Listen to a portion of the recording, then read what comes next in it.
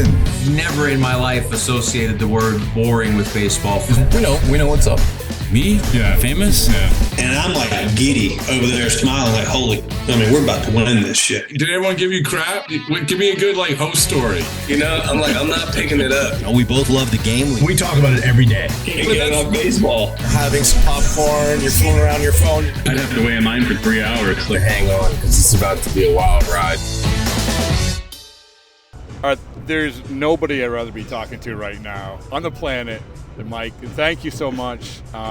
It's a little bit of hectic time, but for the front office, it's also a unique time, right? It's like the haze in the barn a little bit. Although I do love the good, diving deep into the scouting reports. But from your perspective, what is life like right now for you? Stressful. Yeah. It's a lot of fun when you have moments like the Lane Thomas Grand Slam. It's so fun, just the sheer joy, thinking about what that means for a player like that. But I'm not going to lie, it's agonizing and stressful at the same time, thinking about how, you have to make roster decisions, right? Yeah, so there's a lot that goes on in the background, especially between series. But it's stressful watching those games for sure. When was the first time going back that you went through this? And was it what you thought it? It's stressful now. You've been through it a few times. Yeah. But I would imagine the first time it's like, a million miles an hour. Yeah. Do you remember that first? Well, time? I was pretty young in the front office in 2007 when we made the postseason. And I remember it being kind of a whirlwind. And then as soon as it ends, it's like you hit a brick wall at 100 miles an hour because you're not expecting it to end, and then suddenly you're out. And then we went through it a lot in the Tito years between 2013 and last year. I think we were in the postseason 6 of those years. So you're right. You do get used to it a little bit. You know what to expect. But every postseason is unique and different and special in a lot of ways. And I think one of the big things I've learned is try to enjoy the moment. My family came with me to this series in New York. It must be easier to do now than before, You just realize that you work so hard in this game and you only have brief moments like this, and so how do you make sure that you're trying to enjoy that moment, be grateful for all the people in the organization who have helped us get here, but make sure everyone kind of zooms out and lives in the moment for a little bit. And you said 07, that was your first one?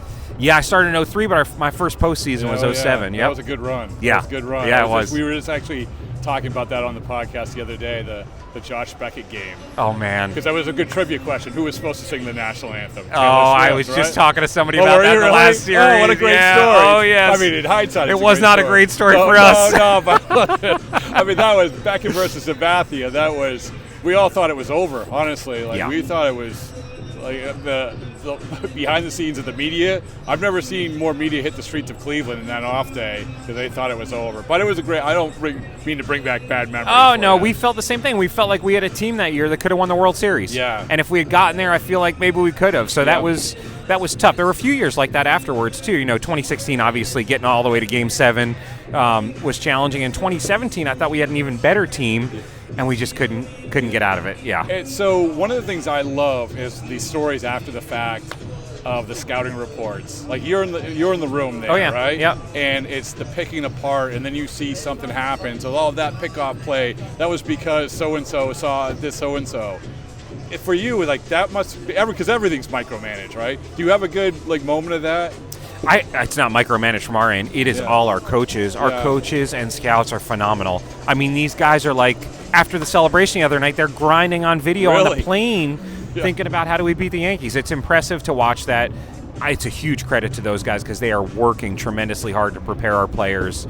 And you do have those moments. I get to hear what the scouting report is, and so sometimes you see these little things that happen on the field, and you realize how much work went into it, whether it's a pickoff or something that somebody sees, with maybe the running game or something like that.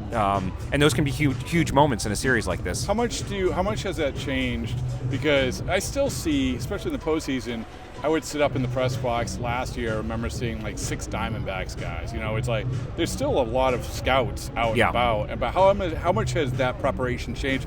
Is it just a matter of we're going to have scouts, but we're also going to have a crap load of information too? The short answer is yes. The biggest change is probably back, 10 years ago. Our scouts would chart every single pitch because they're trying to pick up on trends, and you don't get the data the same way that you do today. So now we get, that's our scouts sit back and just watch the game, and they are looking for much more of the contextual factors, the way that a manager uses his players, how things look in batting practice for guys, trying to pick up on little nuances versus how was this guy attacked. We have so much data that can pick up Yeah. on those things that it's much more about kind of zoom out and what do I see on the field right now. I would love to talk to some scouts about how that's changed for them, but they must like that, you know. I think it frees them up. Yeah. You know, it's a grind for them when they had to chart every pitch and they were so locked into that they would miss some of the big picture things, and now they can really just focus on those things. There's also much more access to video now, so they can go and rewatch the whole game 5 times if they want. You talked about your coaching staff. We had Chris Antonetti on earlier this year. We talked a lot about Stephen Vogt, about that process of picking him. And I know that a lot has been talked, and rightfully so, man. Like, that's a pretty good debut. But what is the thing that maybe when you hired him you didn't see coming, that you came to learn about him? Yeah, I mean, when we hired him, what we saw immediately, like 5 minutes into the interview, was the way that he connected interpersonally with people. He breaks down barriers immediately. He's such an authentic guy. It's hard not to love talking to him. People gravitate to him, and you can see how players just would love to play for a guy like that, and they've loved it all year. You could see that right away. You could see that right away, and I think everybody can. I mean, you know, fans loved him as a player, probably for a lot of the same reasons. I think some of the things that it's harder to see, but that we have come to realize is that he's a very self-confident guy, and that certainly comes across, but he has this deep humility and learning mentality, kind of open-mindedness, to challenge himself all the time. He's always asking people for different opinions and different perspectives, and how could I have done that better? And that sort of part of it, that self-reflection, humility is a rare thing. So the combination of both being self-confident, knowing what you want to do, but also being open to feedback, I think just means his future is even brighter than the present. Well, I mean, again, anytime you go through anything, you have to, hey, I don't know everything, right? That's right. Right. He's not afraid to say that. That's exactly right. That's such a huge thing. Yeah. And then, and this is the other part about it, is going to the postseason. Is that, hey, it's a good job of getting us there, but what's this is going to be like? We'd already talked about it. Everything's micromanaged. Everything. And especially when you're trying to bob and weave your way through rosters and openers and bullpens and I mean, we were all about that. That's for sure. The way we use our bullpen. I think did. I mean, but that's the thing. I mean, that's good. Kudos, man. Like this is to go back to 2007. Hey, Josh Beck and CeCe Sabathia, go get him. Right. Definitely go get him. Yep. It's to manage this is something. And it's been pretty cool. I mean, I don't know that day one Stephen would have had the mindset that he has about how to use a roster, but he's learned over the course of the year. We have the youngest team in baseball. We have to do things differently, and we've pieced it together all year and relied on our bullpen and used our bullpen in very creative ways. And I think he realized quickly we're going to have to do the same thing in the postseason and use pinch hitters and platoon and just do things a little bit differently.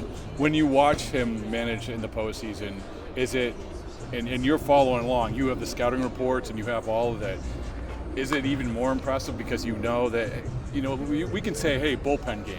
And like we saw the Dodgers the other night, everything lined up, boom, boom, boom, boom, boom, boom. This doesn't happen a lot, right? So for you, it must be a very unique perspective, not only in terms of watching the game, but watching the manager, right?